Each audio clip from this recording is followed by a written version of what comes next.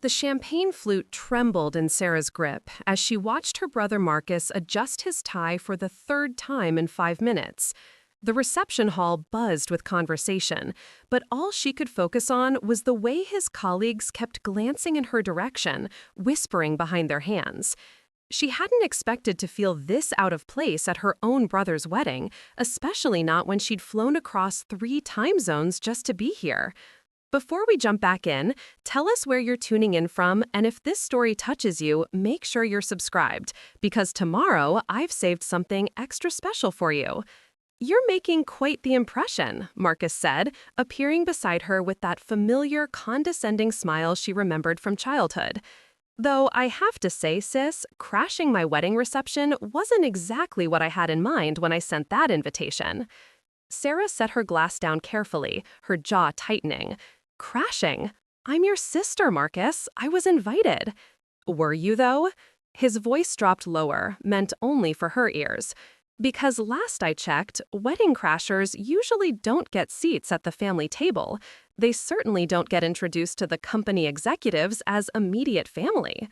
Before she could respond, a distinguished man in an expensive suit approached them. His silver hair was perfectly styled, and his presence commanded attention from everyone nearby. Sarah recognized the confident stride of someone accustomed to being the most important person in any room. "Marcus," the man said warmly, extending his hand. "Congratulations again. Beautiful ceremony, beautiful bride. You're a lucky man." "Thank you, Mr. Richardson. I really appreciate you being here, sir." Marcus's entire demeanor shifted, becoming deferential in a way Sarah had never seen before. "This is my sister, Sarah. Sarah, this is James Richardson, my boss and the CEO of Richardson Industries." Sarah extended her hand professionally. "It's a pleasure to meet you, Mr. Richardson." James Richardson's handshake was firm, his gaze assessing. There was something in his eyes that made Sarah feel like she was being evaluated, though she couldn't imagine why. "The pleasure is mine, Sarah. I have to say, you look remarkably familiar. Have we met before?" "I don't believe so," Sarah replied, though something about his face nagged at her memory. "I work in tech consulting in Seattle. This is actually my first time in Chicago in years." "Interesting." Richardson's smile didn't quite reach his eyes. "And what company do you work for, if you don't mind me asking?" Marcus laughed nervously. "Mr. Richardson, you don't need to make small talk with my sister. I'm sure you have more important people to speak with tonight." Richardson ignored him completely, his attention fixed on Sarah. "I'm genuinely curious about your work, Sarah. The tech industry fascinates me, especially when it intersects with corporate consulting." "I'm a senior partner at Pacific Northwest Solutions," Sarah said, watching as Richardson's expression shifted almost imperceptibly. "We specialize in digital transformation for Fortune 500 companies." The silence that followed felt charged with electricity. Marcus looked confused, glancing between his boss and his sister. Richardson, however, looked like a man who had just solved a particularly challenging puzzle. "Pacific Northwest Solutions," Richardson repeated slowly. "You wouldn't happen to be Sarah Chen, would you? The Sarah Chen who's been leading the Morrison Industries acquisition analysis?" Sarah's blood turned to ice. Morrison Industries was Richardson Industries' biggest competitor, and the acquisition she'd been working on was supposed to be completely confidential. More importantly, if successful, it would effectively destroy Richardson Industries' market position in the Pacific Northwest. "I'm sorry," she said carefully, "but I can't discuss client work." Richardson's smile was sharp now, predatory. "Of course not. Professional ethics and all that." He turned to Marcus, whose face had gone pale. "Marcus, did you know your sister was working on the Morrison deal?" What?" Marcus stammered. "Sarah, what is he talking about?" Before she could answer, "Your sister, Marcus, is the lead consultant on a project that could put our company out of business. Isn't that fascinating? Small world, wouldn't you say?" The color drained from Marcus's face completely. "Sarah, tell me this isn't true." Sarah looked at her brother, seeing the panic in his eyes, and felt her heart sink. She'd had no idea Marcus worked for Richardson Industries. When she'd received the wedding invitation 3 months ago, it had simply listed his employer as a consulting firm in Chicago. She'd been so buried in work that she hadn't asked for details. Marcus, she said quietly, I didn't know you worked for Richardson Industries. Your invitation didn't specify, and didn't know? Marcus's voice rose, causing nearby guests to turn and stare. How could you not know? How could you take a job that could destroy my career without even thinking to ask what company I work for? Because you never tell me anything about your life, Sarah snapped back, her own frustration boiling over. You send me a wedding invitation with barely any details, we talk maybe 3 times a year, and those conversations are always about mom and dad's health or surface-level pleasantries. When was the last time we had a real conversation about our careers? Richardson watched this family drama unfold with obvious interest, like a spectator at a tennis match. Other wedding guests were beginning to notice the raised voices, and Sarah could see Marcus's new wife, Jennifer, approaching from across the room with concern written on her face. This is unbelievable, Marcus said, running his hands through his hair. Of all the companies in the world, you had to target mine? And you show up here at my wedding, knowing what you're doing to my livelihood? I told you I didn't know. Marcus, what's wrong? Jennifer arrived at his side, her wedding dress rustling as she moved. Everyone's looking at us. My sister, Marcus said bitterly, is apparently trying to put me out of a job as a wedding gift. Jennifer looked confused. What are you talking about? Richardson stepped in smoothly. Jennifer, congratulations on your marriage. I'm afraid there's been a rather awkward discovery. Your new sister-in-law works for a company that's currently trying to orchestrate a hostile takeover of Richardson Industries. It's created quite the family dilemma. Sarah felt like the walls were closing in around her. Preparing and narrating this story took us a lot of time, so if you are enjoying it, subscribe to our channel. It means a lot to us. Now, back to the story. The reception hall, which had felt warm and celebratory moments before, now felt hostile. Guests were openly staring, whispers spreading through the crowd like wildfire. She could see Marcus's colleagues pointing in her direction, their expressions ranging from shocked to amused. I need some air, she said, pushing past Marcus and heading toward the exit. Sarah, wait, Jennifer called after her, but Sarah was already moving, weaving through tables of wedding guests who watched her go with undisguised curiosity. She made it to the hotel lobby before Marcus caught up with her, grabbing her arm to stop her from heading toward the elevators. Don't you dare leave, he hissed. You've created enough of a scene already. Let go of me, Marcus. Sarah pulled her arm free, her voice low and dangerous. And don't you dare act like I'm the villain here. I came to your wedding to support you, flying across the country on my own dime, taking time off from a project that's been consuming my life for months. I had no idea you worked for Richardson Industries, and the fact that you immediately assume I did this on purpose says everything about how you really see me. How am I supposed to see it? Marcus demanded. You show up here, my boss recognizes you as the person trying to destroy his company, and I'm supposed to believe it's all just a coincidence? Yes, actually, you are, because I'm your sister, and despite the fact that we barely talk anymore, I would never deliberately sabotage your career. Marcus laughed harshly. Right, just like you didn't deliberately sabotage my relationship with Dad by telling him about the gambling debts? Sarah stared at him in disbelief. That was 15 years ago, Marcus, and I told Dad because you were stealing money from Mom's jewelry box to pay off loan sharks. You were 22 years old and making decisions that could have gotten you killed. You cost me my inheritance. I saved your life. They stood facing each other in the hotel lobby, years of resentment and misunderstanding crackling between them. Sarah realized that this fight wasn't really about her job or his wedding. It was about every slight, every perceived betrayal, every moment when they'd chosen to assume the worst about each other instead of having an honest conversation. You know what? Sarah said finally, her voice tired. You're right. I shouldn't have come.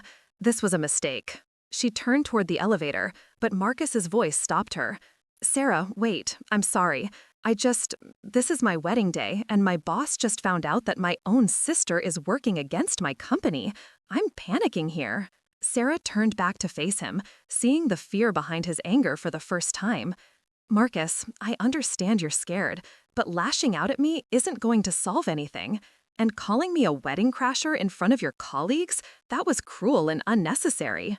I know, I'm sorry, I just felt ambushed. So did I, Sarah crossed her arms. Look, I can't discuss the Morrison deal with you. Client confidentiality prevents that. But I will say this, business is business, and family is family. I would never let my professional life deliberately harm my personal relationships. Marcus nodded slowly. I believe you, I do. But Sarah, you have to understand my position here. Mr. Richardson isn't just my boss, he's my mentor. He's the one who promoted me to senior analyst, who's been grooming me for a director position. If this deal goes through, you'll find another job, Sarah said firmly. You're talented, Marcus. You always have been. One failed company doesn't end a career. Easy for you to say. You're already a partner at your firm. I'm a partner because I worked 80-hour weeks for 7 years and took risks that terrified me. Don't minimize my success to make yourself feel better about your fears. Marcus was quiet for a long moment, processing her words. Finally, he sighed. You're right. I'm sorry. This whole situation just caught me off guard. I understand. But Marcus, we need to talk about something bigger than just this work situation. What do you mean? Sarah looked at her brother, really looked at him for the first time since she'd arrived in Chicago. He was 35 years old, successful by most measures, newly married to a woman who clearly adored him. But she could see the stress lines around his eyes, the way his shoulders carried tension, the defensiveness that had become his default mode in their conversations. When did we become strangers? She asked quietly. I mean, really, when did we stop being siblings and start being two people who happen to share DNA? Marcus leaned against the wall, his formal wedding attire suddenly looking wrinkled and tired. I don't know, maybe when you moved to Seattle? Maybe when Dad cut me out of the will? Maybe when you got successful and I started feeling like the family screw-up. You're not a screw-up, Marcus, aren't I? You're a partner at a prestigious consulting firm, making 6 figures, flying around the country for high-profile deals. I'm a mid-level analyst at a company that might not exist in 6 months, thanks to the work my own sister is doing. Sarah felt a pang of recognition. This wasn't really about the Morrison deal or Richardson Industries. This was about the same dynamic that had poisoned their relationship for years. Marcus comparing himself to her and finding himself lacking. Marcus, do you know why I work 80-hour weeks? Why I take on impossible projects and fly around the country constantly? Because you love it? Because I'm terrified of failing. Because I grew up watching you struggle with Dad's expectations, and I decided I'd rather kill myself with work than risk disappointing anyone. Sarah sat down on one of the lobby couches, suddenly exhausted. I'm not successful because I'm better than you. I'm successful because I'm too scared to be anything else. Marcus joined her on the couch, loosening his tie. I never thought about it that way. We've spent so many years competing with each other that we forgot we were supposed to be on the same team. Before Marcus could respond, Jennifer appeared in the lobby, having changed out of her wedding dress into a simple cocktail dress. She looked between them with concern. Everything okay out here? Your guests are starting to ask questions. Marcus stood up and took his wife's hand. Jen, I need to tell you something about the work situation Sarah and I were discussing. It's complicated, and I want you to understand what's going on.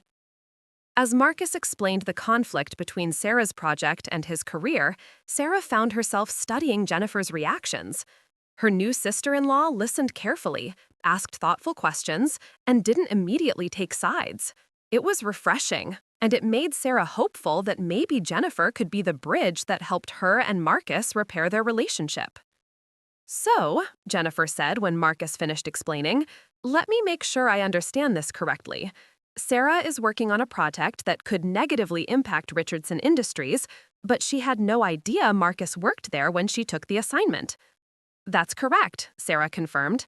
And Marcus, you immediately assumed Sarah had done this deliberately, even though that would require her to have information she couldn't possibly have had when she accepted the project. Marcus had the grace to look embarrassed. When you put it like that, it sounds pretty unreasonable. It is unreasonable, Jennifer said gently but firmly. And frankly, the way you spoke to your sister upstairs was unacceptable. She flew across the country to be at our wedding, Marcus. The least you could do is give her the benefit of the doubt. Sarah felt a surge of gratitude toward Jennifer. It was clear that Marcus had married someone with both intelligence and integrity. You're right, Marcus said, turning to Sarah. I owe you a real apology. Not just for tonight, but for years of letting my own insecurity damage our relationship. I've been so caught up in feeling like the less successful sibling that I've turned every interaction between us into a competition. I haven't exactly been innocent in all this, Sarah admitted.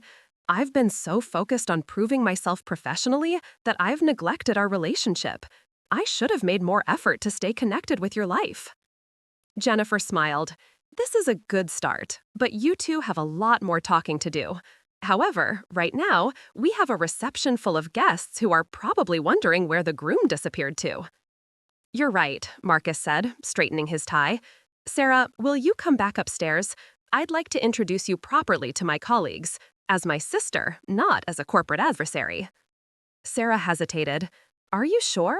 Mr. Richardson seemed pretty shocked by the whole situation. Let me worry about Mr. Richardson, Marcus said with more confidence than Sarah had heard from him all evening. He's a businessman. He understands that sometimes personal and professional lives intersect in unexpected ways. And if he doesn't, then maybe Richardson Industries isn't the right place for me after all. Sarah was surprised by this show of backbone from her brother. The Marcus she remembered from their childhood had always been more concerned with avoiding conflict than standing up for what was right. Okay, she said, standing up, but if this turns into another scene, I'm leaving. I won't ruin your wedding reception. It won't, Jennifer said firmly. I'll make sure of that. They rode the elevator back up to the reception in comfortable silence. Sarah could hear the music and laughter resuming as they approached the ballroom, suggesting that the earlier drama had been smoothed over in their absence. As they entered the room, Sarah noticed that the energy had shifted. Guests were back to celebrating, though she could still feel occasional curious glances in her direction. Mr. Richardson was standing near the bar, engaged in what appeared to be a serious conversation with several other men in expensive suits. Company executives, murmured, noticing her gaze. Richardson's inner circle. They're probably discussing damage control. For what? This isn't a scandal, Marcus. It's just an awkward coincidence. In the corporate world, awkward coincidences can become scandals pretty quickly if they're not handled properly. Sarah was about to respond when Richardson himself approached their small group. His expression was unreadable, but his posture suggested he had something important to say. Marcus, I hope you don't mind, but I've been thinking about our earlier conversation, Richardson said, his tone carefully neutral. I wonder if I might have a private word with your sister. Sarah felt Marcus tense beside her. Mr. Richardson, I don't think... It's fine, Sarah interrupted, surprising herself with her boldness. I'd be happy to speak with Mr. Richardson. Jennifer squeezed Marcus's arm. Why don't we go check on the cake-cutting schedule? Give them some space to talk. Reluctantly, Marcus allowed his wife to lead him away, but not before giving Sarah a look that clearly said, "Be careful." Richardson gestured toward a quieter corner of the reception hall, away from the main crowd. As they walked, Sarah found herself studying him more carefully. There was something about his bearing that suggested military background, and his suit was tailored with the kind of precision that came from serious money. I owe you an apology, Sarah, Richardson said once they were out of earshot of other guests. I handled our introduction poorly. I was surprised by the coincidence, and I let that surprise color my reaction. Apology accepted, replied carefully, though I have to admit, I'm curious about why you wanted to speak privately. Richardson smiled, and for the first time since they'd met, it seemed genuine. Because I think there might be more to discuss than either of us initially realized. You see, I've done some research since our conversation. Sarah's pulse quickened. Research? Pacific Northwest Solutions has an impressive reputation. Your firm has handled some of the most complex corporate restructuring cases on the West Coast. The Morrison Industries analysis you're leading? It's brilliant work. I've seen the preliminary reports. How could you have seen... Sarah began, then stopped herself. Corporate espionage was a reality in high-stakes business deals, but she hadn't expected Richardson to admit to it so casually. The business world is smaller than you might think, Richardson said diplomatically. Information has a way of circulating among interested parties, but that's not why I wanted to speak with you. Then why? Richardson was quiet for a moment, seeming to weigh his words carefully. Because I think we might be able to help each other, and I think your brother's career might actually benefit from this unexpected connection between our companies. Sarah felt a chill run down her spine. Whatever Richardson was about to propose, she had the distinct feeling it was going to complicate her life significantly. "I'm listening," she said cautiously. "What if I told you that Richardson Industries has been looking for exactly the kind of strategic consulting expertise your firm provides? What if this whole Morrison situation could become an opportunity instead of a conflict?" "I'd say that sounds too convenient to be true." Richardson laughed. "Fair enough, you're right to be suspicious. But consider this. Morrison Industries approached your firm because they need help executing a hostile takeover. They want to acquire Richardson Industries not because they admire our business model, but because they want to eliminate competition and absorb our market share." That's typically how acquisitions work, yes. But what if there was a third option? What if Richardson Industries could restructure in a way that made the hostile takeover impossible while simultaneously positioning us for stronger growth? "I'd say that sounds too convenient to be true." Richardson laughed. "Fair enough. You're right to be suspicious. But consider this. Morrison Industries approached your firm because they need help executing a hostile takeover.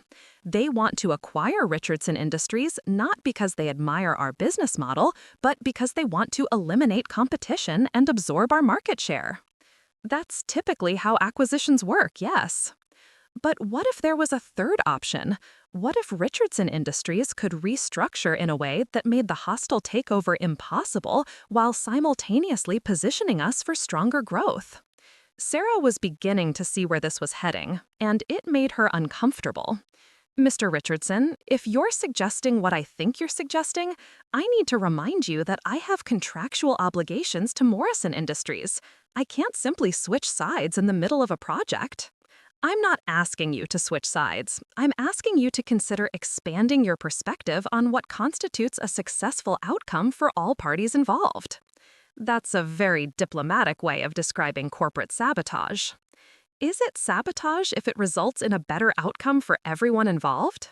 Morrison Industries wants market expansion and increased revenue.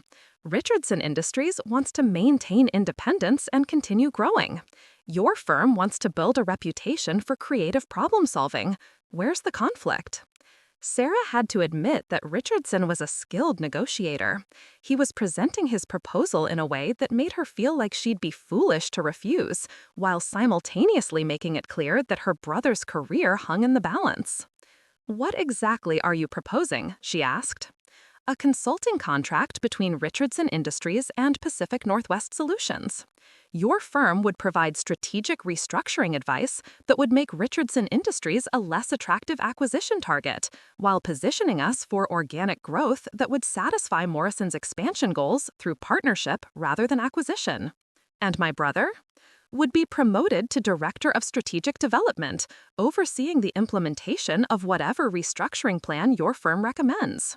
Sarah felt like she was standing at the edge of a cliff. Richardson's proposal was tempting for multiple reasons. It would resolve the conflict between her professional and personal life, it would boost Marcus's career, and it would likely be more profitable for her firm than the Morrison contract. But it would also require her to essentially abandon a client in favor of that client's primary competitor. "I need time to think about this," she said finally. "Of course, but I should mention that time is a factor here. The Morrison deal is scheduled to move forward quite aggressively. If Richardson Industries is going to mount an effective defense, we need to act quickly." "How quickly?" "I'd need an answer by Monday morning." Sarah felt the pressure of the timeline like a weight on her chest. It was Friday evening.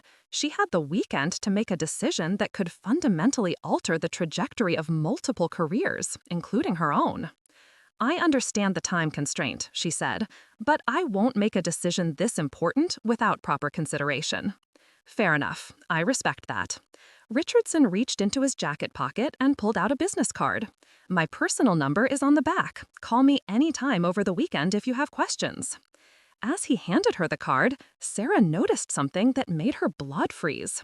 The card was embossed with Richardson Industries logo, but underneath the company name was a small line of text that she recognized. A Morrison Industries company. Mr. Richardson, she said slowly, is Richardson Industries a subsidiary of Morrison Industries? Richardson's smile was enigmatic. That's a very perceptive question, Sarah. The answer is complicated. Complicated how? Richardson Industries is in the process of being acquired by Morrison Industries. The hostile takeover your firm is facilitating? It's actually being orchestrated by Morris's board of directors, not by an external party. The entire situation is an internal corporate restructuring disguised as a competitive acquisition. Sarah stared at him in shock. That's impossible. Morrison Industries hired us specifically because they claimed Richardson Industries was a competitor they needed to eliminate. Morrison Industries hired your firm because they needed independent analysis to justify the acquisition to their shareholders. They needed a reputable consulting company to validate their decision to absorb Richardson Industries operations. But that would mean you've been working for Morrison Industries to legitimize their acquisition of the company your brother works for. Yes. Sarah felt like the ground had shifted beneath her feet. Everything she thought she understood about the situation was wrong. Morrison Industries hadn't hired her firm to facilitate a hostile takeover of a competitor. They'd hired her firm to provide cover for an internal reorganization that would eliminate Richardson Industries as an independent entity. Why are you telling me this? She asked. Because Morrison Industries made a mistake when they hired your firm. They assumed they were getting a rubber stamp for a foregone conclusion. Instead, they got a consultant with integrity and genuine expertise. Your analysis of Richardson Industries identified significant value that Morrison's board hadn't recognized. What kind of value? The kind that makes Richardson Industries worth preserving as an independent entity rather than absorbing into Morrison's existing operations. Sarah's mind was racing. If Richardson was telling the truth, then her work hadn't been about facilitating a hostile takeover at all. It had been about providing justification for corporate restructuring that would ultimately destroy a profitable company for no good reason other than Morrison's desire to consolidate market share. I need to verify this information, she said. Of course. I'd be disappointed if you took my word for it without independent confirmation. Richardson pulled out his phone and scrolled through what appeared to be a contact list. I'd recommend starting with Morrison's SEC filings from the past 6 months. You'll find some interesting disclosures about their acquisition strategy. If what you're telling me is true, then Morrison Industries has been deceiving my firm from the beginning. They've been deceiving everyone, including Richardson Industries employees. Most of my staff have no idea that Morrison already owns 40% of our company. Sarah felt sick. 40%? How is that possible? Gradual stock purchases through shell companies over the past 2 years. Morrison has been planning this acquisition for a long time. Your firm's analysis was just the final piece of the puzzle. And Marcus doesn't know any of this.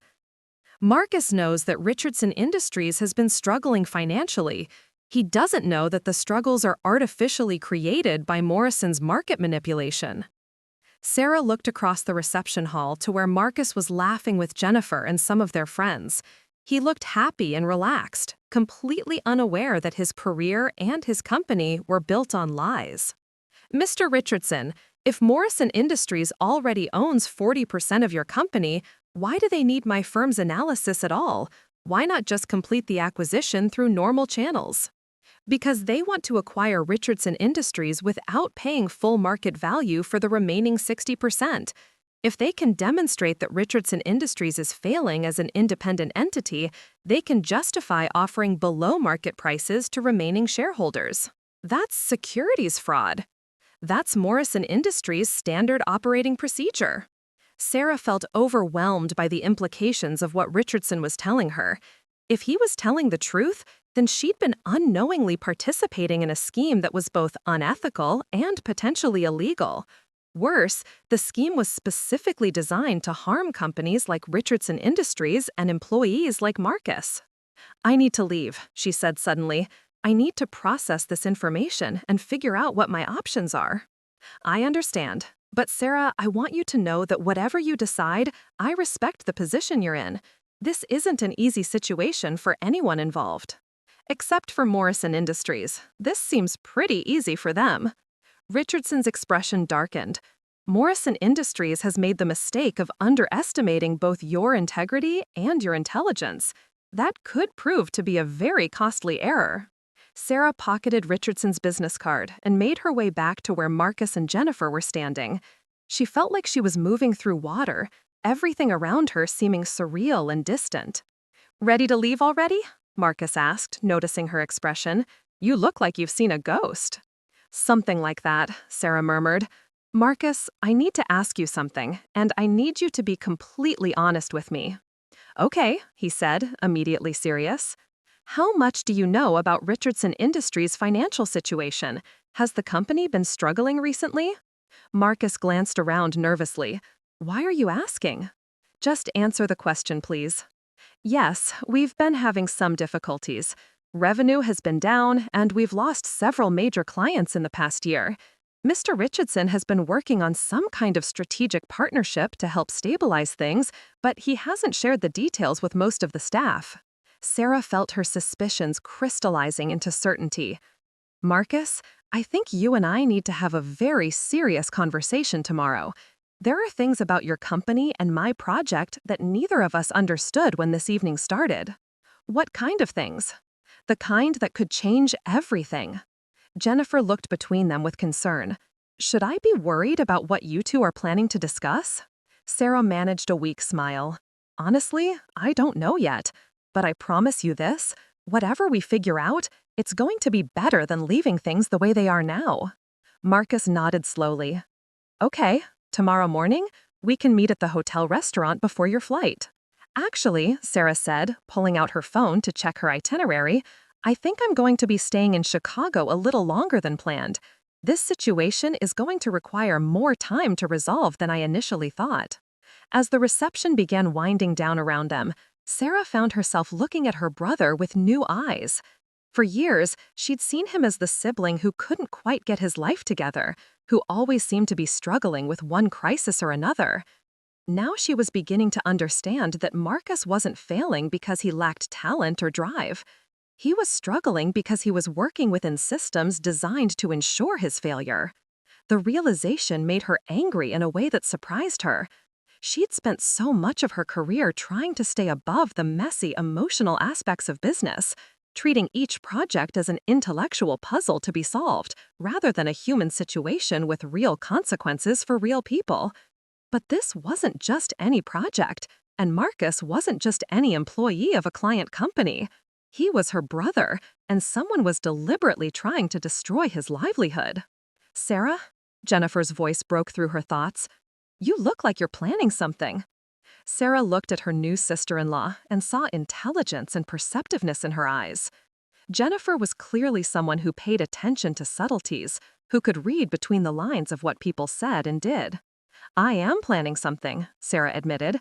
"I'm planning to find out exactly what's been going on with this whole situation, and then I'm going to figure out how to fix it." "That sounds ominous," Marcus said, but there was hope in his voice too. "It should," Sarah replied, "because I have a feeling that once we start pulling on the threads of this mess, we're going to uncover some things that certain people would prefer to keep hidden." The reception was definitely winding down now. Older relatives were gathering their coats and saying their goodbyes, while younger guests migrated toward the hotel bar to continue the celebration.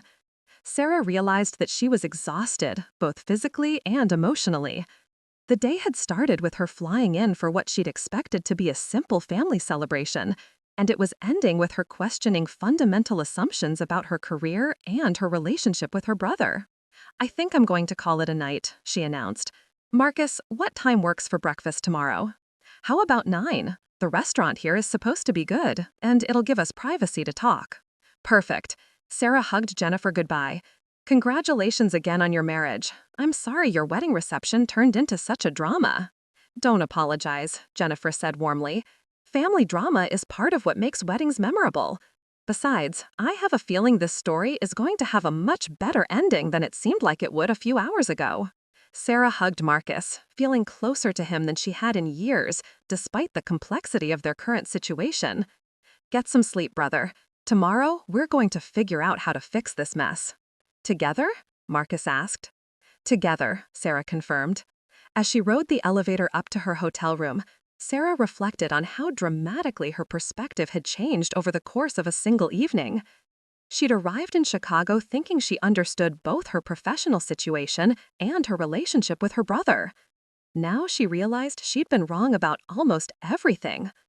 But rather than feeling defeated by these revelations, Sarah found herself energized. For the first time in years, she had a project that felt genuinely important, something that mattered beyond quarterly profits and corporate restructuring. She had a chance to protect her brother's career, expose corporate fraud, and potentially save a company that employed hundreds of people. Sarah?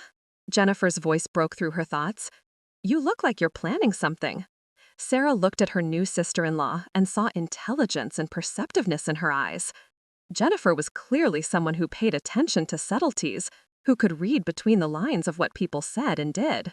I am planning something, Sarah admitted. I'm planning to find out exactly what's been going on with this whole situation, and then I'm going to figure out how to fix it. That sounds ominous, Marcus said, but there was hope in his voice too. It should, Sarah replied, because I have a feeling that once we start pulling on the threads of this mess, we're going to uncover some things that certain people would prefer to keep hidden. The reception was definitely winding down now.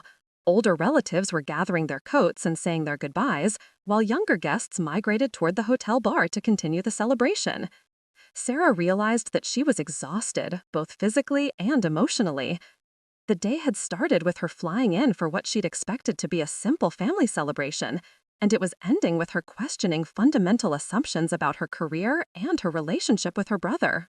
I think I'm going to call it a night, she announced. Marcus, what time works for breakfast tomorrow? How about 9? The restaurant here is supposed to be good, and it'll give us privacy to talk. Perfect. Sarah hugged Jennifer goodbye. Congratulations again on your marriage. I'm sorry your wedding reception turned into such a drama. Don't apologize, Jennifer said warmly. Family drama is part of what makes weddings memorable. Besides, I have a feeling this story is going to have a much better ending than it seemed like it would a few hours ago. Sarah hugged Marcus, feeling closer to him than she had in years, despite the complexity of their current situation.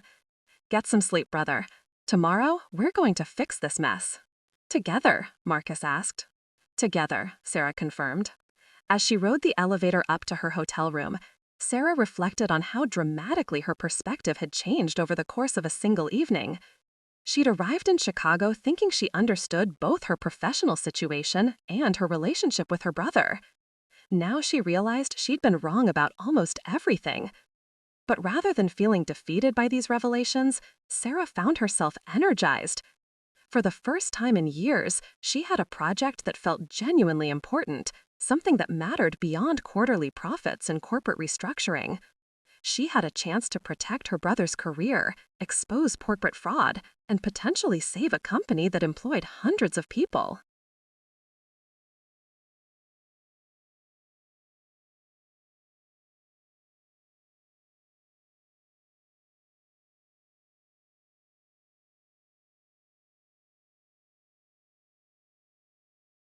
More importantly, she had a chance to rebuild her relationship with Marcus on a foundation of mutual respect and genuine partnership rather than competitive sibling rivalry. As she got ready for bed, Sarah's mind was already working through the steps she'd need to take to verify Richardson's claims about Morrison Industries. She had contacts at the SEC, investigative journalists who specialized in corporate malfeasance, and fellow consultants who worked with companies in similar situations. By the time she turned out the lights, Sarah had the beginnings of a plan. Tomorrow's breakfast with Marcus was going to be just the first step in what she suspected would be a much larger investigation. But for the first time since arriving in Chicago, she felt like she and her brother were on the same side of a fight that actually mattered. The last thing she thought before falling asleep was that sometimes the most important revelations came from the most unexpected places. She'd come to Chicago to attend a wedding, thinking she was just fulfilling family obligations. Instead, she'd discovered a conspiracy that threatened not just her brother's career, but the livelihoods of hundreds of other people. Tomorrow, she and Marcus would begin the process of fighting back. Sarah woke at 6:30 to 17 missed calls and 43 text messages. Her phone had been buzzing steadily since 5 in the morning, but she'd been too exhausted to register the noise until her body forced her into consciousness. The caller ID showed a mix of numbers: her office in Seattle, Morrison Industries executives, and several unknown Chicago numbers. The first voicemail was from her business partner David at Pacific Northwest Solutions, his voice tight with barely controlled panic. "Sarah, we have a serious problem. Morrison's legal team is demanding all our Richardson Industries research by noon today. They're claiming breach of contract and threatening to sue for damages. Call me immediately." The second voicemail was worse. Morrison Industries' chief legal officer spoke in clipped, professional tones that somehow managed to sound more threatening than shouting would have. "Miss Chen, this is Margaret Walsh from Morrison Industries. We understand you've had unauthorized contact with Richardson Industries personnel regarding our ongoing acquisition.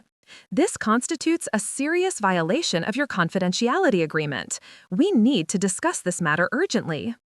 Sarah sat on the edge of the hotel bed, scrolling through the remaining messages with growing dread. Someone had reported her conversation with Richardson to Morrison Industries, and they were moving quickly to contain what they perceived as a security breach. The timing suggested that they'd been monitoring the wedding reception, which meant the level of corporate surveillance was far more extensive than she'd realized. Her phone rang again. David's number flashed on the screen, and she answered immediately. "Thank God you picked up," David said without preamble. "Sarah, what the hell happened at that wedding? Morrison Industries called our office at midnight, demanding explanations for unauthorized contact with their acquisition target. They're claiming you've compromised the entire project." "David, I need to tell you something, and you need to listen carefully. Everything we think we know about the Morrison Industries project is wrong." "What do you mean wrong?" Sarah quickly explained Richardson's revelations about Morrison's existing ownership stake and the true purpose of their consulting contract. David listened in stunned silence, occasionally muttering curses under his breath. "Jesus Christ, Sarah, if what you're telling me is true, then Morrison Industries has been using our firm to legitimize securities fraud." "That's exactly what I'm telling you. David, we need to withdraw from this project immediately and report what we've discovered to the SEC. "We can't withdraw. The penalty clauses in our contract would bankrupt the firm. Morrison made sure we'd be financially destroyed if we didn't deliver exactly what they wanted." Sarah felt a chill of recognition. Morrison Industries hadn't just hired Pacific Northwest Solutions for their expertise. They'd trapped them with contractual obligations that made ethical withdrawal impossible. "David, there has to be a way out of this. We can't be accessories to fraud just because they wrote a clever contract." "I'm already working on it. I've got our attorneys reviewing everything we signed, looking for any loopholes or grounds for voiding the agreement. But Sarah, in the meantime, you cannot have any more contact with Richardson Industries. Morrison's legal team is already building a case against us. Any additional contact could be construed as corporate espionage." "What if Richardson Industries approached us independently? What if they wanted to hire us for legitimate consulting work?" David was quiet for a long moment. That would change things significantly.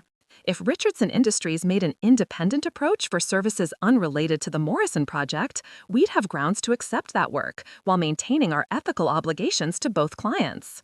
Hypothetically, of course. Hypothetically, such an arrangement would also provide us with a legitimate reason to possess detailed information about Richardson Industries' operations. It would make it much harder for Morrison to claim we were engaged in espionage. Sarah understood the subtext. David was telling her to secure an independent consulting contract with Richardson Industries as quickly as possible. It would provide legal cover for the investigation she needed to conduct while giving Pacific Northwest Solutions an escape route from the Morrison contract. I'll handle it, she said. How much time do we have? Morrison wants a final report by Friday. Today is Saturday, so that gives us 6 days. But Sarah, if we're going to make a move against Morrison, we need ironclad evidence of fraud. Accusations aren't enough. We need documentation, financial records, communications that prove deliberate deception. I'll get it. After hanging up, Sarah immediately called the number Richardson had given her. He answered on the second ring, his voice alert despite the early hour. I was expecting your call, he said. I assume Morrison Industries has been in touch. They're threatening to sue my firm for breach of contract. How did they find out about our conversation so quickly? Because they have someone at the wedding last night who reported back to them. Morrison Industries has been monitoring Richardson Industries personnel for months. They probably have surveillance on all our key employees. Sarah felt violated by the idea that her private conversation with Richardson had been secretly reported to Morrison Industries. Mr. Richardson, I need to ask you something directly. Are you willing to hire Pacific Northwest Solutions for independent consulting work? What kind of consulting work? Strategic restructuring analysis, corporate defense planning, the kind of work that would require detailed access to Richardson Industries' financial records and operational data. Richardson was quiet for a moment, clearly understanding the implications of what she was asking.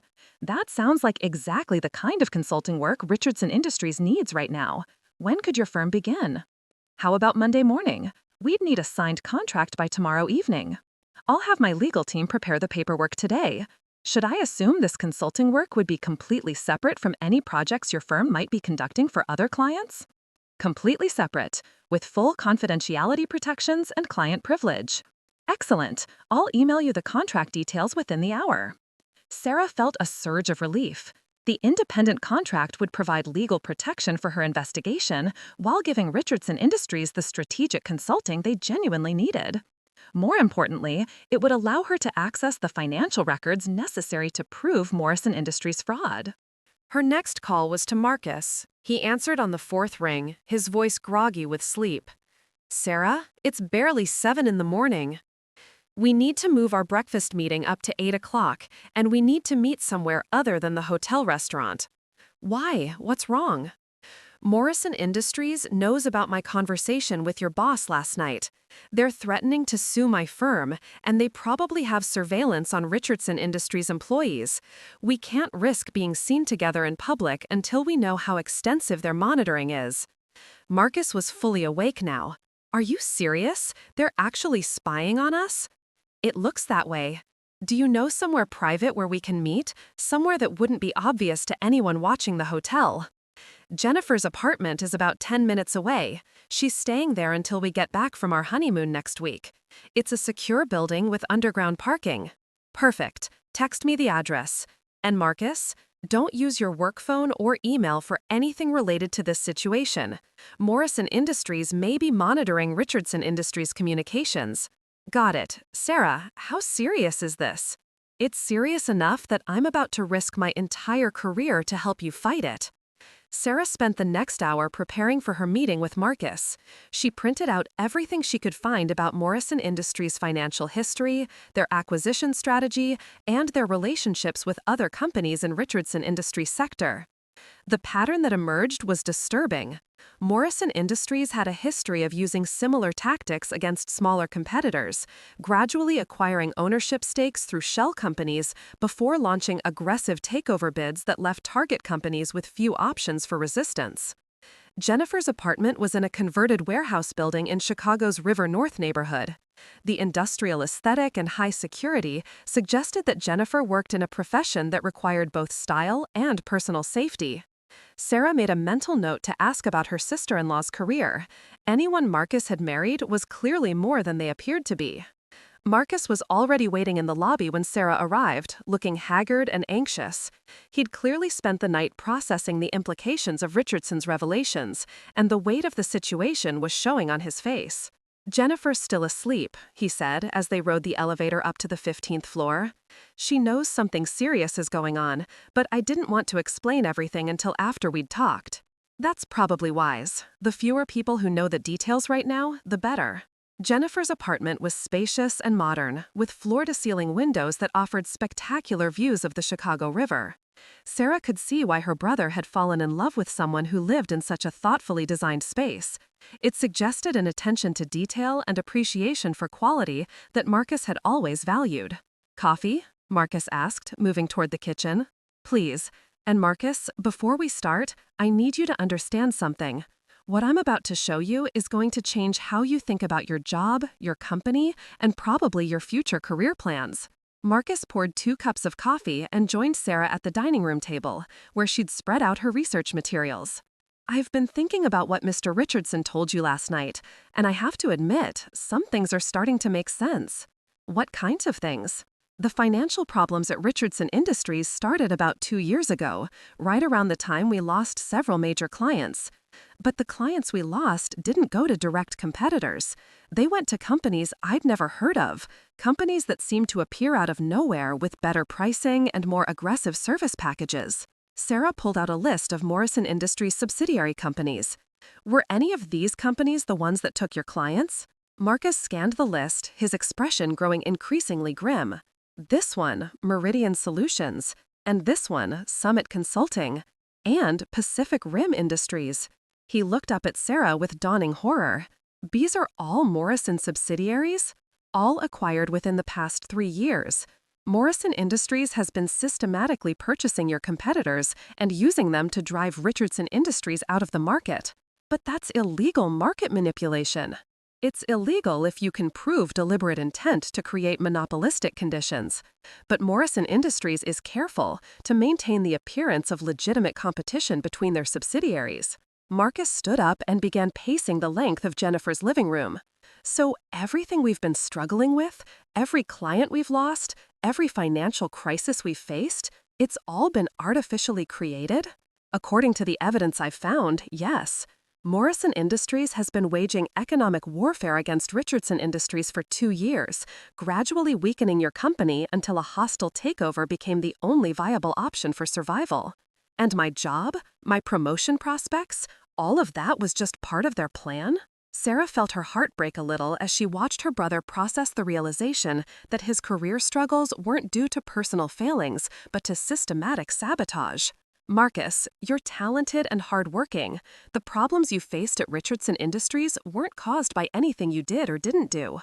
"But Mr. Richardson knew about this, didn't he? He knew Morrison Industries was behind our problems." "I think Richardson suspected, but he probably didn't have proof until recently. Corporate warfare like this is designed to be subtle and difficult to trace back to its source." Marcus sat back down, running his hands through his hair. "So what do we do now? How do we fight back against something this big and this coordinated?" Sarah pulled out Richardson's business card and placed it on the table between them. "We start by getting you inside information about what Richardson Industries is planning for defense. Then we use that information to help build a case against Morrison Industries that will expose their fraud and market manipulation." "You want me to spy on my own company?" "I want you to protect your own company. There's a difference." Before Marcus could respond, they heard a key turning in the apartment's front door. Jennifer entered, still in pajamas, but looking alert and concerned. "I'm sorry to interrupt," she said, "but Marcus, your phone has been ringing constantly for the past hour. I finally answered it because I was worried it might be an emergency." "Who was calling?" "Someone from Richardson Industries' HR department. They want you to come in today for what they called an urgent meeting with senior management." Sarah and Marcus exchanged glances. Morrison Industries was clearly moving quickly to control the situation, and that meant Richardson Industries employees were about to face some difficult choices. "What did you tell them?" Marcus asked. "I told them you were still celebrating your wedding and wouldn't be available until Monday morning, but they were pretty insistent." Sarah stood up. "Marcus, you can't go to that meeting, not until we know what Richardson Industries plans to do about the Morrison situation." I can't just ignore a call from senior management. That's grounds for termination. Getting fired might be the least of your problems if you walk into that meeting unprepared. Jennifer looked between them with growing concern. Would someone please explain to me what's going on? This is obviously about more than just corporate politics. Marcus looked to Sarah, who nodded encouragingly. Jen, it's complicated, but the basic situation is that my company is being secretly acquired by a competitor, And Sarah's consulting firm was hired to facilitate the process without knowing the real purpose of the project. That doesn't sound legal. It's not, Sarah confirmed, and now we're trying to figure out how to expose the fraud without destroying our careers in the process. Jennifer sat down at the table, suddenly looking much more awake. Okay, so what can I do to help? Sarah was surprised by the immediate offer of assistance. Jennifer, this could get very messy very quickly. You might not want to get involved. Marcus is my husband. If someone is trying to destroy his career through illegal means, then I'm already involved. Jennifer's voice was firm and determined. Besides, I might be more helpful than you realize. What do you mean? Jennifer smiled for the first time since entering the apartment. I'm a forensic accountant. I specialize in investigating corporate fraud for the FBI's white-collar crime division. The silence that followed this revelation was profound. Sarah stared at Jennifer, pieces of information suddenly clicking into place. The secure apartment building, the attention to detail, the immediate grasp of complex financial crimes, the offer to help with what was clearly a dangerous investigation. "You're FBI?" Marcus asked, his voice barely above a whisper. "I'm a civilian contractor who works with the FBI on financial crimes investigations. I have security clearance and access to federal databases for corporate financial records." Sarah felt a surge of hope for the first time since waking up to Morrison Industries' threats. Jennifer, if you could help us access Morrison Industries' financial records, could we build a case for federal fraud charges? Possibly, but I'd need evidence of deliberate deception, market manipulation, and securities fraud. Suspicions and circumstantial evidence wouldn't be enough for federal charges. What if we could get you documentation directly from Richardson Industries showing how Morrison Industries has been manipulating their business relationships? That would be a start, but we'd also need Morrison Industries' internal communications showing intent to defraud, financial records proving the shell company acquisitions, and evidence of coordination between Morrison's subsidiaries to drive Richardson Industries out of the market. Marcus looked overwhelmed. How are we supposed to get internal communications from Morrison Industries? We can't just walk into their offices and demand to see their emails. Sarah was quiet for a moment, thinking through their options. Actually, we might not need to break into their offices. Morrison Industries hired my firm specifically because they needed our analysis to justify their acquisition to shareholders and regulatory agencies. That means they've been sending us internal financial data for months. But wouldn't that data be carefully curated to hide any evidence of fraud? Maybe, but corporate executives aren't always as careful as they should be about what they include in document packages. There might be information in our files that Morrison Industries didn't intend to share. Jennifer leaned forward with interest. Sarah, do you have access to all the documents Morrison Industries has provided to your firm? I have copies of everything on my laptop, thousands of pages of financial reports, strategic planning documents, acquisition analyses, and correspondence. Could you get those documents to me for analysis? Legally? As part of Richardson Industries' independent consulting contract? Yes. Pacific Northwest Solutions would be providing Richardson Industries with competitive intelligence about companies in their market sector. Jennifer smiled. Perfect. Corporate intelligence sharing between consulting firms and their clients is completely legal and creates a legitimate paper trail for document possession. Sarah felt the pieces of a plan coming together. So if Pacific Northwest Solutions provides Richardson Industries with competitive intelligence about Morrison Industries, and Richardson Industries shares that intelligence with their forensic accounting consultant, we'd have a legal framework for investigating Morrison's financial records. Exactly. And if that investigation uncovered evidence of federal crimes, the FBI would have grounds to open a formal investigation. Marcus looked back and forth between his wife and his sister. Are you two seriously planning to take on Morrison Industries using federal fraud charges? We're planning to defend Richardson Industries using every legal tool available, Sarah corrected. If Morrison Industries has committed federal crimes, then federal law enforcement is the appropriate response.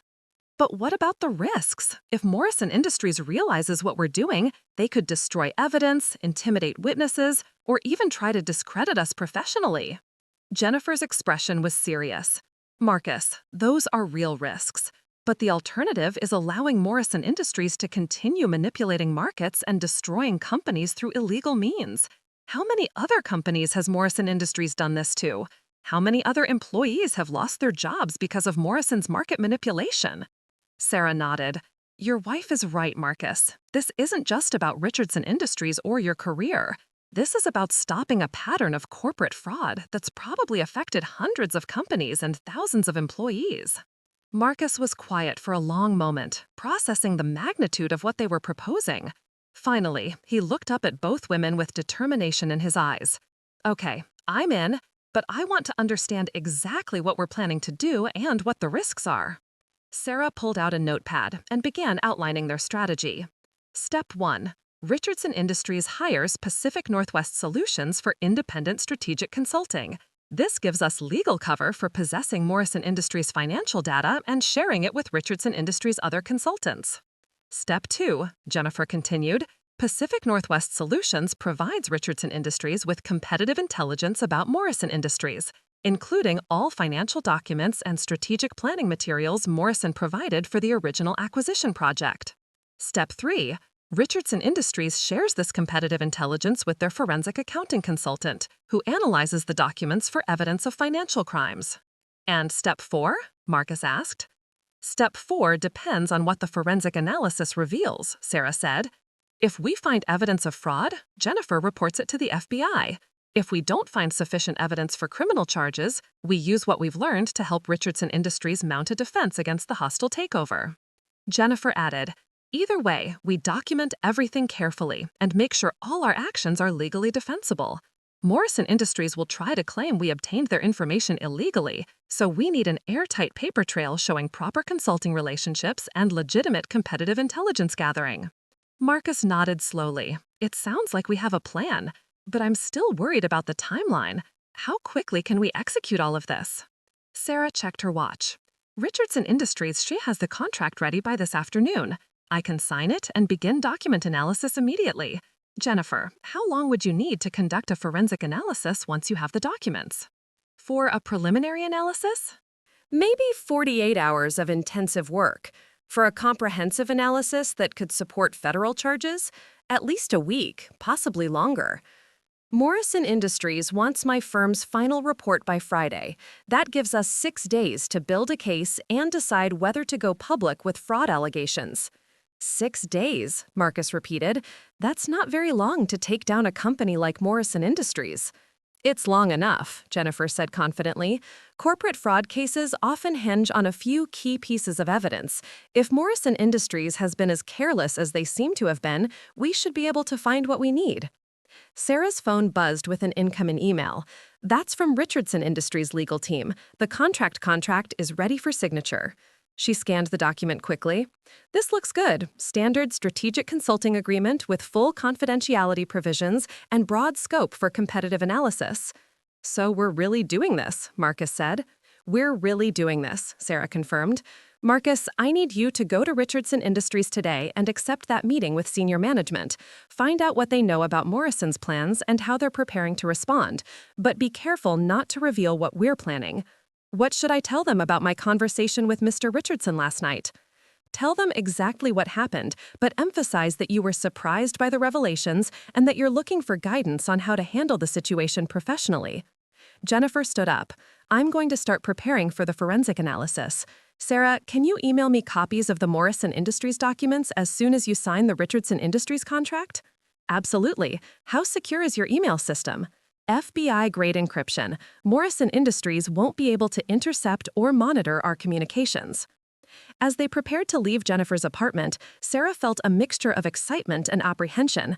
They were embarking on an investigation that could expose massive corporate fraud and potentially send Morrison Industries executives to federal prison. But they were also taking enormous personal and professional risks in the process. One more thing, Jennifer said as they waited for the elevator. If Morrison Industries realizes what we're doing, they're going to fight back hard. Corporate executives facing federal fraud charges have been known to engage in witness intimidation, evidence destruction, and even physical threats against investigators. Are you saying we're in physical danger? Marcus asked. I'm saying we need to be careful and document everything. If anyone approaches any of us with threats or unusual offers, we report it immediately. Sarah nodded. We'll be careful. But Jennifer, we also can't let fear stop us from doing what's right. Agreed. Just remember that Morrison Industries has a lot more resources than we do, and they've already demonstrated that they're willing to use illegal tactics to get what they want. As they rode the elevator down to the parking garage, Sarah reflected on how dramatically her life had changed in less than 24 hours. Yesterday morning, she'd been a successful consultant focused primarily on her own career advancement. Now she was part of a team investigating federal crimes and risking everything to protect her brother's livelihood and expose corporate fraud. The transformation felt right, though. For the first time in years, Sarah was working on something that mattered beyond quarterly profits and corporate restructuring. She was fighting for justice, defending the innocent, and using her skills to make a genuine difference in the world. As she drove back to her hotel to sign the Richardson Industries contract and begin the document analysis, Sarah felt more energized and purposeful than she had in years. Morrison Industries had made the mistake of threatening her family and using her firm as an unwitting accomplice in their fraud. Now they were about to discover that Sarah Chen was not someone who accepted such treatment quietly. The war against Morrison Industries was about to begin, and Sarah intended to win it. The Richardson Industries offices occupied 3 floors of a gleaming downtown Chicago tower, but as Marcus walked through the lobby that afternoon, he noticed details he'd never paid attention to before. The expensive marble floors and custom lighting fixtures suggested a company with significant resources, yet he knew Richardson Industries had been struggling financially for months. The contradiction made him wonder how much of their supposed financial distress was real and how much was manufactured by Morrison Industries' market manipulation. The elevator to the executive floor felt like it was moving in slow motion. Marcus had been summoned to meet with Richardson and the senior management team to discuss recent developments affecting company security. The vague phrasing suggested they knew about his conversation with Sarah at the wedding reception, which meant Morrison Industries' surveillance network was even more extensive than they'd realized. Richardson's secretary, Mrs. Patterson, greeted him with unusual formality. Mr. Chen, thank you for coming in during your wedding weekend. Mr. Richardson is waiting for you in the conference room. The executive conference room was Richardson Industries' most impressive space, with panoramic views of Lake Michigan and a massive table that could seat 20 people. Today, however, only 4 people were present: Richardson himself, Chief Operating Officer Diana Walsh, General Counsel Robert Kim, and Head of Security Tom Morrison. Marcus felt a chill when he saw Tom Morrison. The man shared a surname with Morrison Industries, and while that could be coincidental, Marcus was beginning to understand that very little in this situation was coincidental. Marcus, please sit down, Richardson said, gesturing toward a chair at the far end of the table. We need to discuss what happened at your wedding reception last night. I assume you're referring to my conversation with my sister about her consulting work. Diana Walsh leaned forward. We understand your sister works for Pacific Northwest Solutions, the firm that's conducting strategic analysis for Morrison Industries' acquisition bid. That's correct, though neither of us knew about the connection between her project and my employer until last night. Tom Morrison spoke for the first time, his voice carefully modulated. Mr. Chen, we have reason to believe that your sister's presence at your wedding was not coincidental. Marcus felt anger flare in his chest. Are you suggesting my sister came to my wedding for corporate espionage purposes? Because that's both insulting and ridiculous. Richardson raised a hand to calm the tension in the room. Marcus, we're not making accusations, but you have to understand our position. Morrison Industries has been conducting aggressive intelligence gathering against our company for months. When one of their consultants appears at a company employee's wedding and engages in detailed conversations about corporate strategy, we have to take that seriously. My sister didn't know I worked for Richardson Industries when she accepted the Morrison Industries contract. She didn't know I worked for Richardson Industries when she flew here for my wedding. The only reason we discussed corporate strategy at all was because you approached her and revealed the connection. Robert Kim, the general counsel, consulted his notes.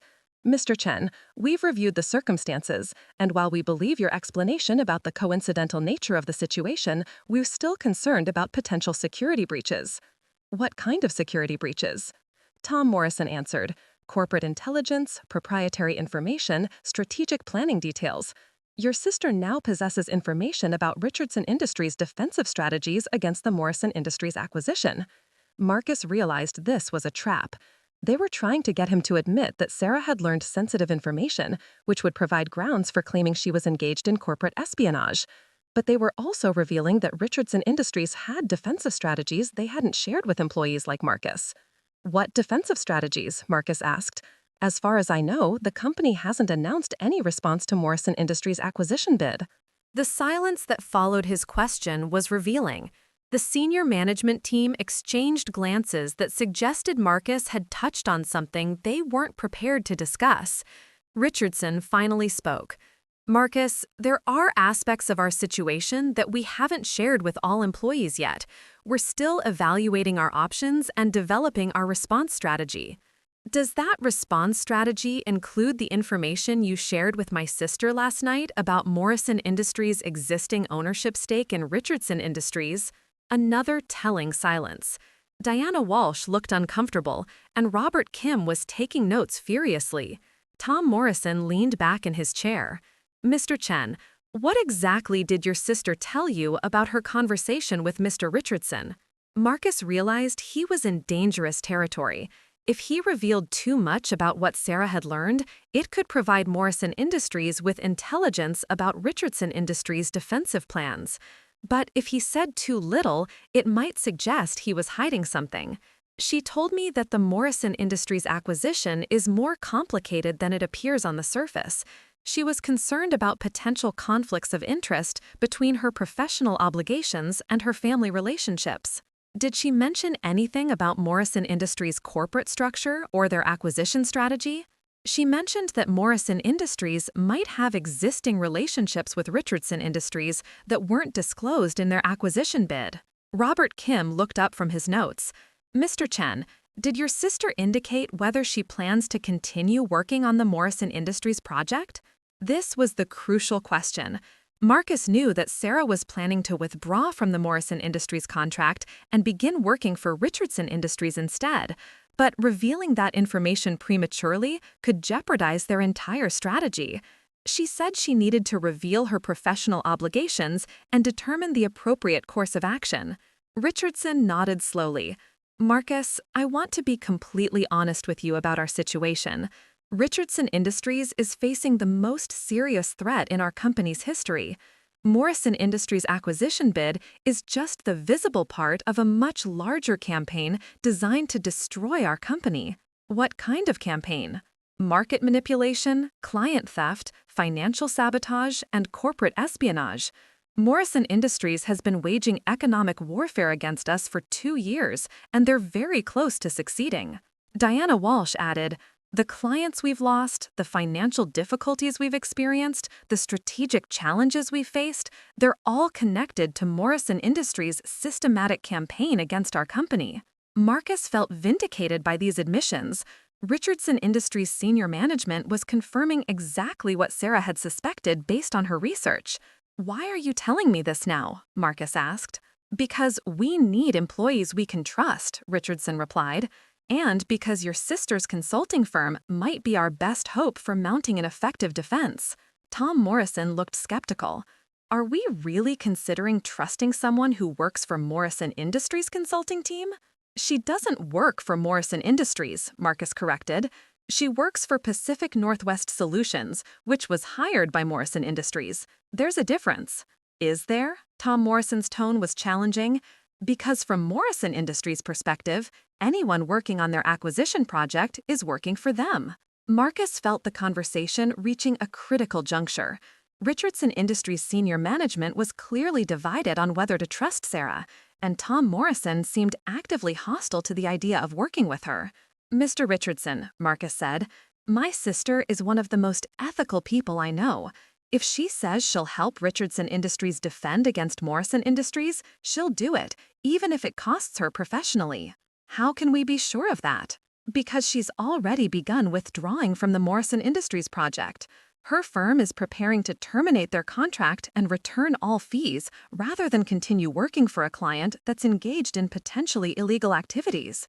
This wasn't entirely true yet, but Marcus hoped it would be true within a few hours once Sarah signed the Richardson Industries consulting contract. Richardson looked interested.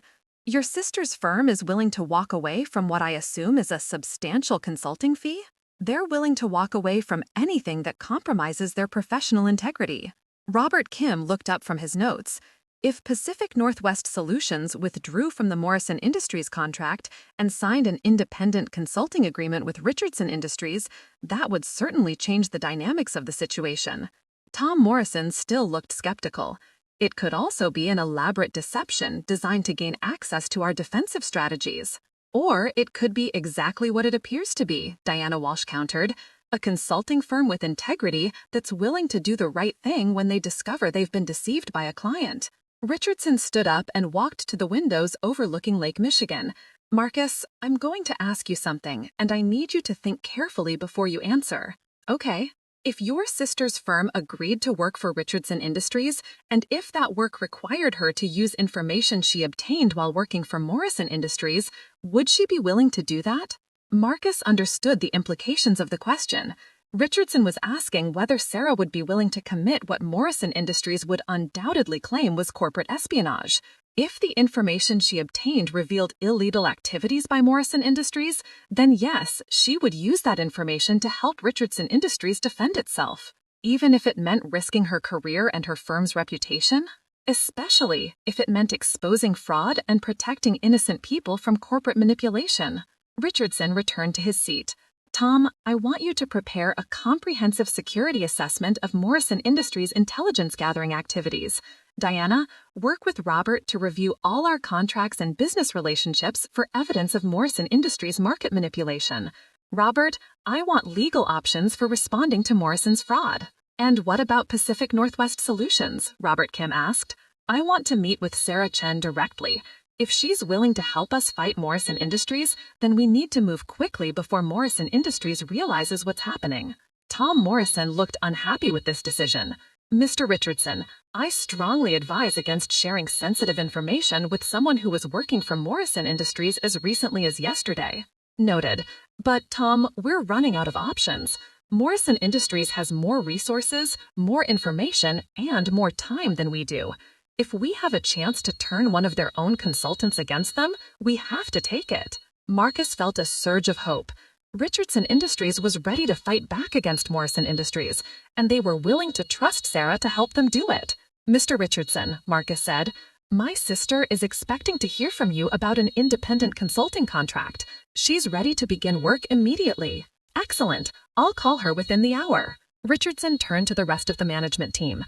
Ladies and gentlemen, we're about to find out whether Richardson Industries has what it takes to survive corporate warfare. Let's make sure we're prepared for whatever Morrison Industries throws at us next. As the meeting concluded, Marcus felt more optimistic than he had in months. Richardson Industries wasn't going to passively accept Morrison Industries' acquisition. They were going to fight back, and they had allies they hadn't expected. But as he left the conference room, Tom Morrison stopped him in the hallway. Mr. Chen, a word of advice.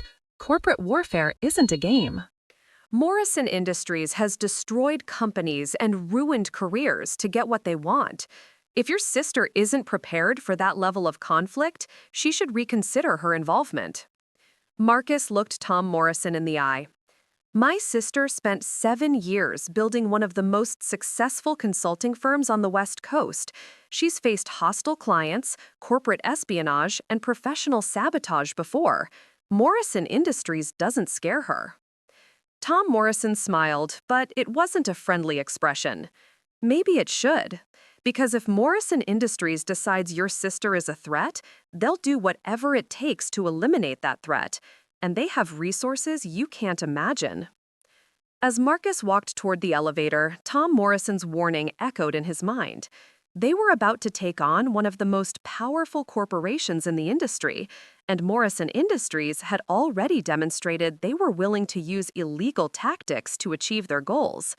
But Marcus also thought about what Jennifer had said that morning about corporate executives facing federal fraud charges. Morrison Industries might have more resources, but they also had more to lose. If Sarah and Jennifer could build a solid case for federal prosecution, Morrison Industries' resources wouldn't protect them from criminal liability. The elevator doors closed, and Marcus headed home to tell Jennifer about Richardson Industries willing to fight back. Phase 2 of their plan was about to begin, and Marcus was ready to do whatever it took to protect both his career and his family's integrity. The war against Morrison Industries was escalating, and Richardson Industries had just chosen their side. The secure conference room in the FBI's Chicago field office felt like a world away from the elegant hotel ballroom where this story had begun just 5 days earlier. Sarah sat between Jennifer and Marcus, facing a team of federal investigators who had been studying the evidence they'd compiled against Morrison Industries. The lead investigator, Special Agent Patricia Hernandez, had been reviewing documents for 3 hours straight without speaking. Jennifer had worked through 4 consecutive nights to complete her forensic analysis of Morrison Industries' financial records, and what she discovered exceeded even their most pessimistic expectations. Morrison Industries hadn't just manipulated markets to target Richardson Industries. They had orchestrated similar campaigns against at least 12 other companies over the past 5 years, systematically destroying businesses and absorbing their market share through a network of shell companies and coordinated financial attacks. Ms. Chen, Agent Hernandez finally spoke, looking up from the documents. Your firm's analysis of Morrison Industries' acquisition strategy reveals a pattern of behavior that goes far beyond standard corporate competition. We're looking at organized criminal enterprise designed to eliminate market competition through fraud and manipulation. Sarah felt a mixture of vindication and horror. Vindication because their suspicions had been proven correct, horror because the scope of Morrison Industries' criminal activities was far larger than any of them had imagined. Agent Hernandez, Jennifer said, the financial evidence shows coordination between Morrison Industries and at least 20 subsidiary companies to manipulate stock prices, steal proprietary information, and engage in systematic market manipulation. The estimated damages to targeted companies exceed $2 billion. Marcus looked stunned. $2 billion? How many companies were destroyed by their schemes? 12 confirmed companies were forced into bankruptcy or fire sale acquisitions. An estimated 3,000 employees lost their jobs as a direct result of Morrison Industries' market manipulation tactics. Agent Hernandez opened another file folder. What makes this case particularly strong is the documentation trail your sister's consulting firm preserved. Morrison Industries made the mistake of providing Pacific Northwest Solutions with internal communications that reveal deliberate intent to commit fraud. Sarah pulled out her laptop and opened the most damning document they discovered. This email from Morrison Industries' CEO to their acquisition team explicitly discusses using aggressive market disruption tactics to force Richardson Industries into financial distress sufficient to justify below-market acquisition pricing. They literally documented their plan to commit securities fraud. And this spreadsheet, Jennifer added, pointing to another document, shows Morrison Industries tracking the financial damage they were inflicting on Richardson Industries on a monthly basis. They were measuring their success by how much economic harm they could cause. Agent Hernandez nodded grimly. We have enough evidence here to file federal charges for securities fraud, market manipulation, conspiracy to commit corporate sabotage, and racketeering. Morrison Industries executives are looking at potential prison sentences of 20 to 30 years. Marcus leaned back in his chair, processing the magnitude of what they'd uncovered. So Richardson Industries was never actually failing as a company. All our financial problems, all the clients we lost, all the stress and uncertainty, it was all artificially created by Morrison Industries. That's correct, Sarah confirmed. Richardson Industries is actually a highly profitable company with excellent growth prospects. Morrison Industries had to create artificial financial distress to justify their hostile takeover bid. Which means, Jennifer continued, that once Morrison Industries is prosecuted and their market manipulation tactics are exposed, Richardson Industries should see immediate recovery of their financial position. Agent Hernandez stood up and began pacing the small conference room. Here's what's going to happen next. We're going to execute search warrants simultaneously at Morrison Industries headquarters and all their subsidiary offices. We need to secure physical evidence before they have a chance to destroy documents or delete digital records. When will this happen? Sarah asked. Tomorrow morning at 6 a.m. Morrison Industries executives will be arrested before they arrive at their offices, and federal agents will secure all facilities simultaneously. Marcus looked concerned. Agent Hernandez, Morrison Industries has been monitoring Richardson Industries employees. They probably know we've been meeting and investigating their activities. We're aware of their surveillance activities, and those activities constitute additional federal crimes. Unauthorized corporate espionage and employee intimidation are serious offenses that will be included in the charges we file. Jennifer pulled out her phone and showed Agent Hernandez a series of text messages. Morrison Industries has been sending threatening messages to Sarah's consulting firm, demanding return of documents and threatening legal action for breach of contract. These messages constitute witness intimidation and obstruction of justice. Perfect. Those messages will help us demonstrate Morrison Industries' consciousness of guilt and their willingness to engage in criminal behavior to cover up their fraud. Sarah felt a sense of relief she hadn't experienced in days. Morrison Industries' threats and intimidation tactics had actually provided additional evidence of their criminal intent. Agent Hernandez returned to her seat and opened one final folder. There's one more thing we need to discuss. Morrison Industries has political connections and significant resources. They're going to mount an aggressive legal defense, and they're going to try to discredit all of you personally and professionally. What does that mean for us? Marcus asked. It means you need to be prepared for character assassination, professional sabotage, and media manipulation. Morrison Industries will claim you're disgruntled employees seeking revenge, that your investigation was motivated by personal grievances rather than evidence of criminal activity. Jennifer nodded understanding, which is why we've documented everything so carefully. Every meeting, every phone call, every document transfer has been recorded and witnessed. Morrison Industries can attack our motives, but they can't attack our evidence. Exactly, and the evidence speaks for itself. Morrison Industries' own documents prove their criminal intent and their systematic pattern of fraud. Agent Hernandez gathered her files and stood up. Ladies and gentlemen, you've done exceptional work here. This investigation will likely result in one of the largest corporate fraud prosecutions in recent history. Richardson Industries will be protected, other companies will be warned about Morrison Industries' tactics, and justice will be served. As they prepared to leave the FBI field office, Sarah reflected on how dramatically her life had changed over the past week. She'd come to Chicago expecting to attend a simple family wedding, and instead she'd uncovered a massive criminal conspiracy that would reshape the corporate consulting industry.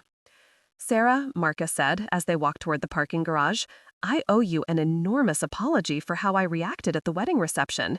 You were trying to protect me, and I accused you of deliberately sabotaging my career. Marcus, you don't need to apologize. The situation was confusing and frightening for everyone involved. But I should have trusted you. I should have known you would never deliberately hurt me or my career. Jennifer smiled at both of them. The important thing is that you figured it out and worked together to expose the truth. Morrison Industries picked the wrong family to target. Sarah's phone buzzed with a call from Richardson Industries. She answered to find Richardson himself on the line. Sarah, I just received a call from the FBI informing me about tomorrow morning's raids on Morrison Industries. I wanted to personally thank you for everything you've done to protect our company and our employees. Mr. Richardson, I just did what any ethical consultant would do when they discovered they'd been deceived by a client. You did far more than that. You risked your career and your firm's reputation to expose criminal behavior and protect innocent people.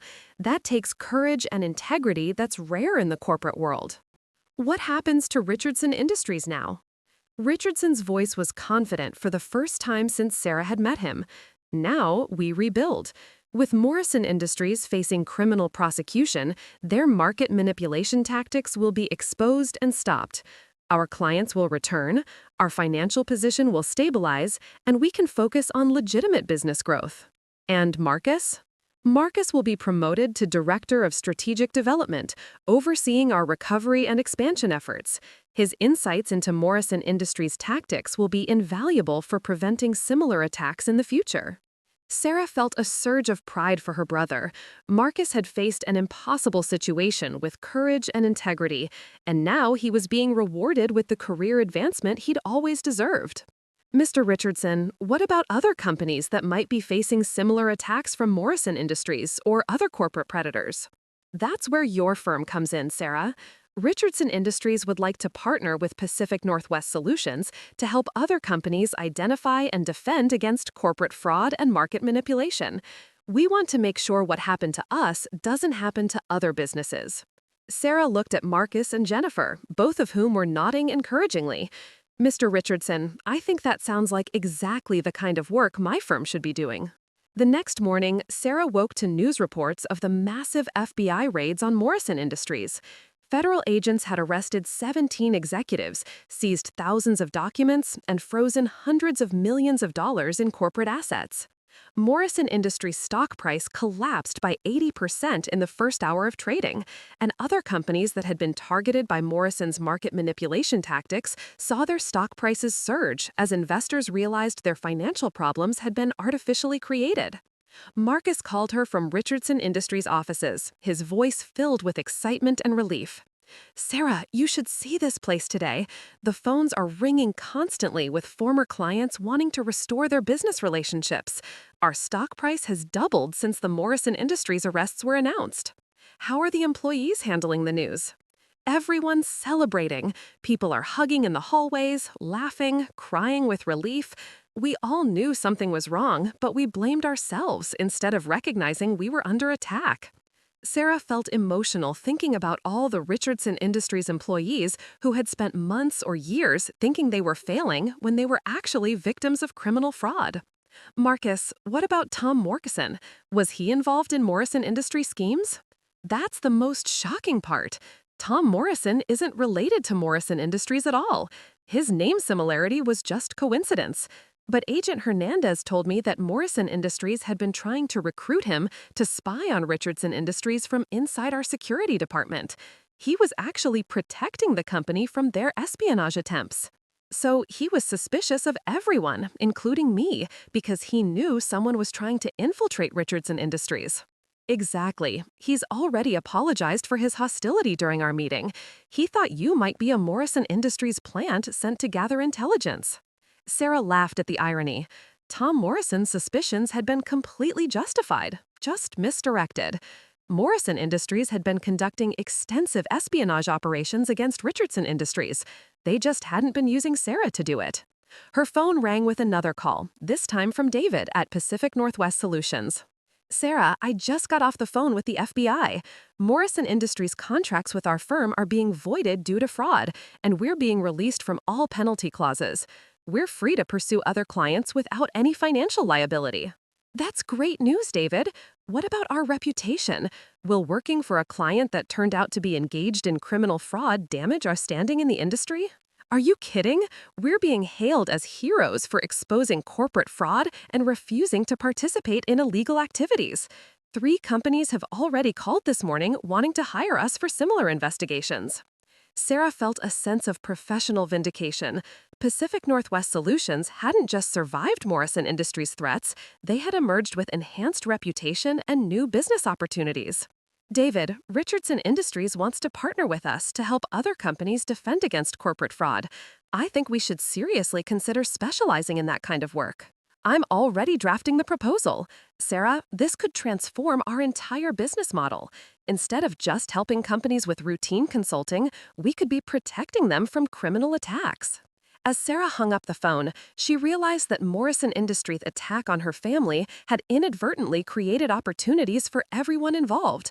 Marcus was getting the career advancement he deserved. Richardson Industries was emerging stronger than ever. Pacific Northwest Solutions was expanding into a new and important market niche.